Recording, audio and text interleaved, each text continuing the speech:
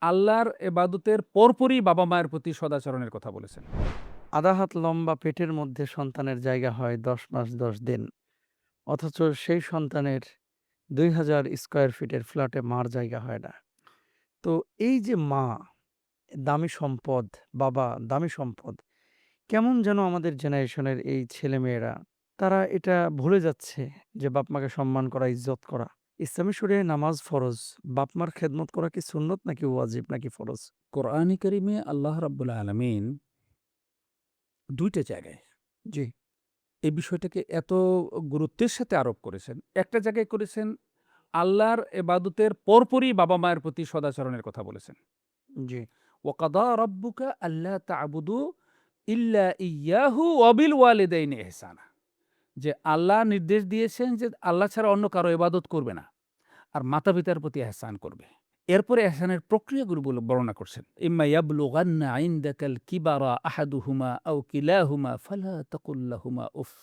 তোমাদের পাশে যদি তোমাদের কাছে তাদের একজন অথবা ২ জন যদি বার্ধক্যে উপনীত হয়, কখনো কোনো বাবা-মা বৃদ্ধ অবস্থায় ২ জনকেই পাওয়া যায়। কখনো, কখনো দেখা যায় হয়তো বাবা নেই, মা আছে অথবা মা নেই, বাবা আছে। তো ২ জন পাও আর ১ জন পাও। বার্ধক্যে যখন তুমি পাবে, ফালা তাকুল লাহুমা উফ। তাদের জন্য তোমরা উফ শব্দটি পর্যন্ত বলো না। অর্থাৎ তাদের আচরণ হবে শিশুর মতো, তাদের আচরণ হবে বিরক্তিকর, তাদের জি। কথা হবে বিরক্তিকর, যেগুলো অন্য কেউ বললে সহ্য করার মতো নয়।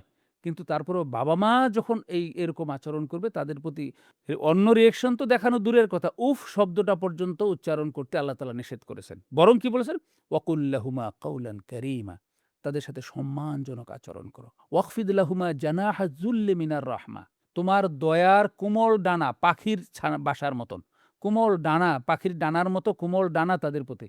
জানাহা যুল্লি মিনার রাহমা। জানা মানে পাখি মানে পাখির যে ডানা এটাকে জানা বলা হয়। এটা কেন বলেছে? পাখির ডানার ২ টা পার্ট।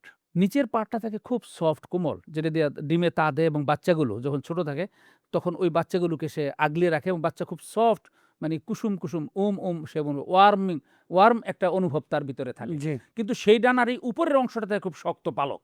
এই বাচ্চাগুলোকে বা এই ডিমগুলো যদি অন্য কোনো হিংস্র সাপ বা গুইসাপ বা অন্য কোনো হিংস্র পাখি যদি এসে নিতে চায়, তাহলে ডানার ওই যে উপরের শক্ত অংশ দিয়ে তাদেরকে ধপাস, ধপাস করে বাড়ি দিয়ে তাদেরকে সরায় দেয়। জি, তোমাদের মা-বাবার প্রতি আচরণটা এরকম কোমল হবে। অর্থাৎ ভিতরের আচরণটা হবে খুব সফট, কিন্তু মা-বাবাকে কষ্ট দেওয়ার মতো মানে বাহিরের কোনো আচরণ, বাহিরের কোনো জি, মানে যদি কোনো বিষয় আসে সেটা তোমরা শক্ত হাতে দমন করবে।